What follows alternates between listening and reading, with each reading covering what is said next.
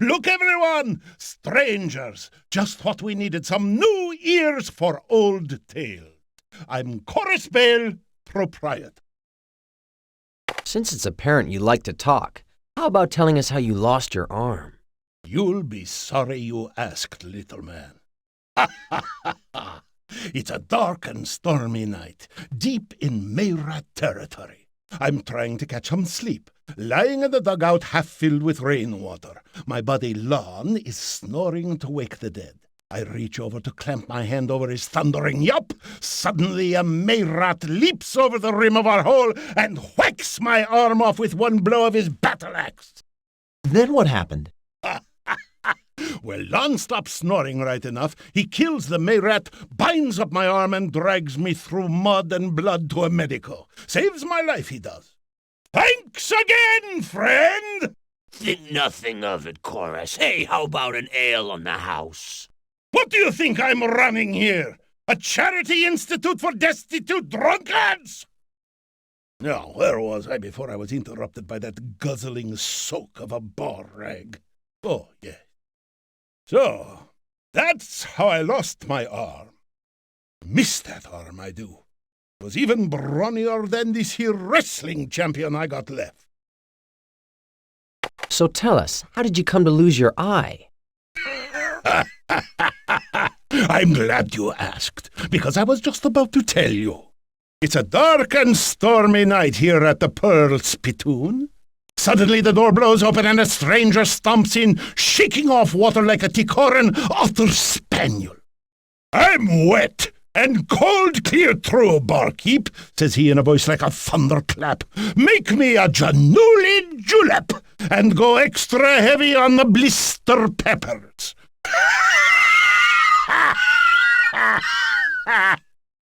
Now, Januli juleps happen to be a specialty of mine, and I make them hotter than any this side of the waist. In 2 shakes and a stir, the stranger has one of my finest creations burning a ring in the bar in front of him, while the steam alone causes 2 of my patrons to run screaming from the room, tears streaming down their faces.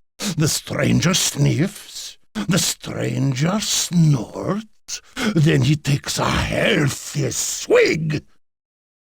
Well, I'll be pickled if he doesn't bat an eyelid. All he says is, "Barkeep, I do believe you gave me a virgin julep for the ladies. There's not enough blister pepper in this to stick in your eye." Well, to say I disagree with this opinion is to put it mildly. To prove him wrong, I grab the blister pepper from his Januli julep and, well, I stick it in my eye. God, if that thing doesn't live up to its name and burn out my looker quicker than I can say,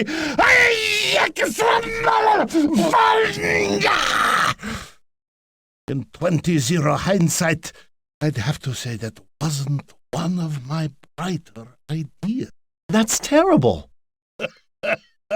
Yes, terrible and true. Right, stranger? Every word of it, you blasted fool. How about a Januli julep on the house for old time's sake? Stranger, if I didn't know you better, I'd throw you out of here on your raggedy ass. Now, where was I? Before I was interrupted by that freeloading, sud-sucking, tanked-up tosspot.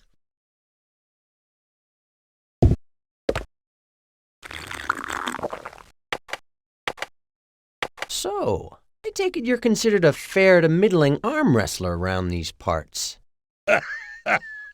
Why, son, am I to take that as a challenge of sorts? Yes, and here's a wager to make it interesting. Khorus looks long and hard at William's comparatively puny arm, then he roars with laughter. For several minutes. Finally, he regains enough self-control to sit down opposite William and clasp hands. Still chuckling, he waits for the signal. Then, immediately slams William's hand to the board. That was fun! And profitable, too! Anytime you want a rematch, just let me know! Do you know a man named Khorus? Yeah, I know him. He wouldn't waste his time on a scrawny pair like you, though.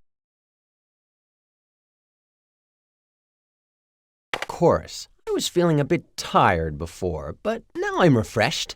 Here's another wager. Put up your fist. You're a game little man. That much I'll grant. Well, I'm not one to turn my nose at easy cash. Khorus sits down and locks hands with William. At the signal, William puts forth a mighty effort, surprising Khorus with a sudden increase in strength. William struggles valiantly to keep his hand at the midpoint as Khorus pauses to reconsider the situation. After a brief hiatus, Khorus comes to the conclusion that things are still pretty much as they ever were, and William's hand once more discovers itself keeping company with the spoons and saucers.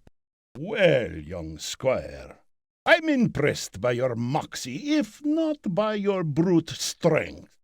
You know, if you're interested, I could put you in the way of some people always on the lookout for an up-and-comer like yourself. My pockets could use some ballast. Tell me about these employment opportunities. Let's see. Galeth is always looking for strong arms, or at least what passes for them in general company. But I can't rightly say where Galeth is at these days. Tell you what, go to Choth and find Lokath. Say I sent you, and sure as spit's whistle, he'll hook you up proper. Come back anytime you get to missing me.